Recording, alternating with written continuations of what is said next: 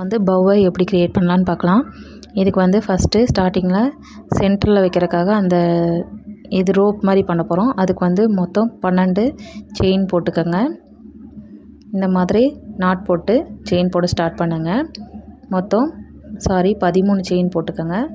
13 chain இந்த மாதிரி போட்டுட்டு ஃபஸ்ட்டு இருக்க ஒரு செயினை ஸ்கிப் பண்ணிடுங்க.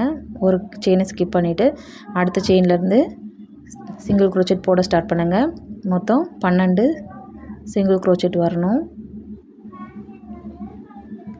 மொத்தம் இந்த மாதிரி 12 சிங்கிள் க்ரோச்செட் போட்டுக்கோங்க. போட்டுட்டு அந்த த்ரெட்டை வெளியே எடுத்துடுங்க. உங்களுக்கு எவ்வளோ தேவையோ அவ்வளோக்கு எடுத்துகிட்டு த்ரெட்டை கட் பண்ணிடுங்க. அந்த கட் பண்ண த்ரெட்லேருந்தே நீடில் கொறுத்து வச்சுக்கோங்க. நீடில் த்ரெட்டை கொறுத்துக்கோங்க. இப்போ என்ன பண்ணுறீங்கன்னா பவ்வை இந்த மாதிரி நான் காமிச்சிருக்க மாதிரி ஒன்றுக்கு மேலே ஒன்றா வச்சு திருப்பி எடுங்க. திருப்பி எடுத்திங்கன்னா இந்த மாதிரி இருக்கும். அதை கரெக்டாக அட்ஜஸ்ட் பண்ணிக்கோங்க. அட்ஜஸ்ட் பண்ணிவிட்டு நம்ம இந்த சிங்கிள் க்ரோச்செட் பின்னி வச்சுருக்கோங்கள அதை வந்து பாதி முன்னாடியும் பாதி பின்னாடியும் வச்சு பின் வழியாக எடுத்து இப்படி முன் வழியாக கொண்டு வாங்க. முன்னாடி இருக்க அந்த சிங்கிள் க்ரோச்செட்டில் நீடில் விட்டு ஒரு இப்படி த்ரெட்டை வெளியே எடுத்துக்கோங்க.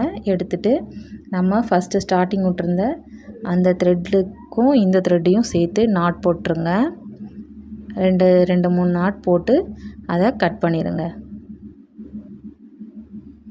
இந்த மாதிரி நாட் போட்டு கட் பண்ணிக்கோங்க. அவ்வளோதாங்க, பவ் முடிஞ்சுது.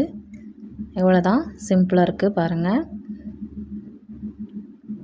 இதை நீங்கள் உங்கள்கிட்ட ஏதாவது கிளிப் இருந்துச்சுன்னா இந்த மாதிரி ஏதாவது க்ளூ தடவி இந்த மாதிரி ஏதாவது ஃபேப்ரிக் ஓட்டுற மாதிரி க்ளூ இருக்கும், அதை இந்த மாதிரி வச்சு இந்த மாதிரி அட்டாச் பண்ணிக்கோங்க. அட்டாச் பண்ணிங்கன்னா முடிஞ்சுது. நீங்கள் இந்த மாதிரி உங்களுக்கு தேவையான கிளிப்பை நீங்கள் ரெடி பண்ணிக்கலாம். பாருங்கள், அழகாக இருக்குது. தேங்க்யூங்க.